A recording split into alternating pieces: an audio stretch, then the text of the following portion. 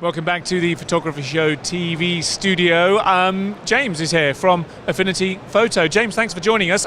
Affinity's got quite a footprint here at the Photography Show. Tell me about your involvement. Yeah, so we're sponsoring the live stage, and we have a little stand there as well where we're selling the software. And I should say the live stage, some fantastic content. I've just been over there, podcast recording, lots of live demonstrations. It's the live stage for a reason, because stuff happens in front of your eyes. Speaking of stuff happening in front of our eyes, it would be remiss of me not to ask you to show us a bit about Affinity Photo, because I think it's something that many of us have come across. We've maybe seen in action from time to time, but would like to learn a little bit more about. So that's why we've asked James into the studio. You've got some stuff to show us. We're going to do a screen recording on here as well, so that we'll be able to edit it in. Chat us through Affinity Photo. What is it? Who is it for? Why is it good stroke different stroke good? Okay, so Affinity Photo is part of our trio of Affinity apps. We have Designer, Publisher and Photo. A couple of the things that set Affinity Photo apart. One is just in general performance, and also the philosophy that everything should be live all the time. For example, I'm a massive astrophotography nerd, so I do these massive star stacks. So these are your images, are they? They are, yes, yeah.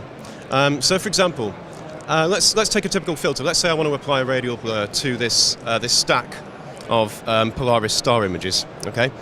Now, in some software, for example, you might see a little window with the preview effect and all the rest of it. But with filters, with adjustments, with all the tools you use, it all happens live on screen on your full resolution document. For example, if I set my origin point to the Polaris star and start to drag the angle here, you'll see that radial blur just happens in real time, and I can just drag around the canvas to set my origin point.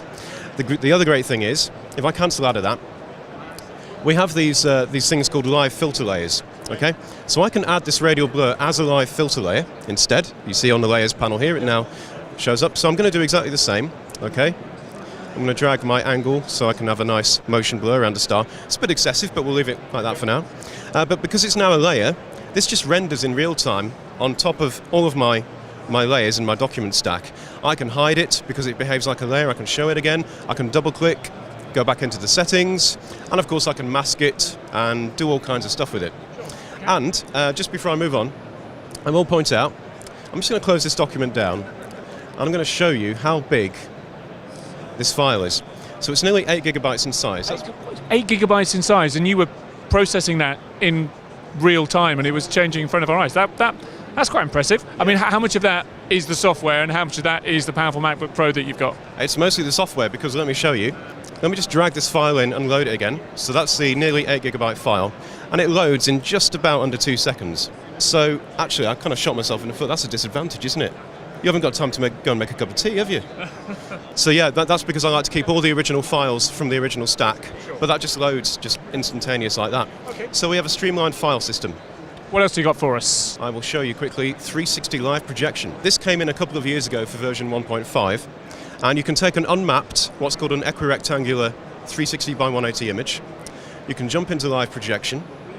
So this is projecting that's not 16 by 9 quite, is it? Or no, it's 2 by 1. 2 by 1, okay. Yeah. You can pan around, and you can use your tools to remove things. So quite a popular tool that people use in Affinity Photo is the in-painting brush. It's basically like a smart content replacement or removal.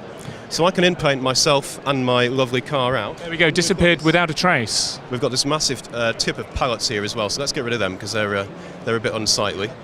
So I'll just brush over them, then release. I bet you wish they were that easy to remove in real life as well. There we go, so that's some pretty intelligent removal there. Yeah, once you're actually done your edits at the kind of the projection level, you can jump back into the projection and pan around, and as you can see, those edits have taken place. And when you're finished editing the image, you can just remove the projection and then go on to export it for viewing in a 360 viewer. You can upload them to social media, you can use your own viewers on your websites, that type of thing. So it's a really nice, quick way to edit 360 imagery and remove unwanted things in your images. Certainly occurs to me that this is very high performance, really easy to use as well, pretty uncluttered interface. And is that what Affinity Photo is? It is making the powerful tools available without you having to be super powerful and super nerdy and spend weeks and weeks learning it yourself? I would say so, yes. But if you do struggle, especially if you're trying to adopt workflows in this from other software, I will just do another plug. because I do the video tutorials, there are over 200 official video tutorials for this, and we have so many people doing third-party tutorials as well. So there's a chance that if you want to learn how to do something, you can Google it, or you can get to it from our official tutorials page, and there's loads of instructional material out there already for you. Really interesting stuff. James, thank you so much for coming into the studio and showing us through Affinity Photo. No worries, thanks for having me. Cheers.